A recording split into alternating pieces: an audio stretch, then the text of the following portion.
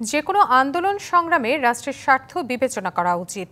আন্দোলনের কারণে রাজস্ব আহরণ বাধাগ্রস্ত হচ্ছে, যা দেশকে ঋণের দিকে ঠেলে দেবে।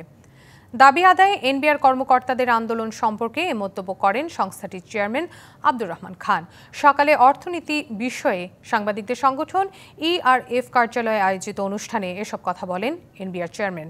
জানান, শীঘ্রই আন্দোলনকারীদের সঙ্গে আলোচনার মাধ্যমে সংস্কার প্রশ্নে সৃষ্ট সমস্যার সমাধান করা হবে। আজকে আমরা 5টায় তাদের সাথে বসার কথা, হয়তোবা এই আলোচনার মাধ্যমে একটা সুরাহা তো আমরা পাবো বলে আমরা আশা করি। এরপরেও এটা নিয়ে অনেক যাচ্ছে। এই জুন মাসের আর আজকের দিনের পর 2 দিন আছে আমার ট্যাক্স কালেকশন ডে। আমি প্রতি সেকেন্ডে প্রতি মিনিটে আমার কালেকশনের ঘড়ি দেখি। গতকাল পর্যন্ত কত হয়েছে? 3,53,000 কোটি সম্ভবত।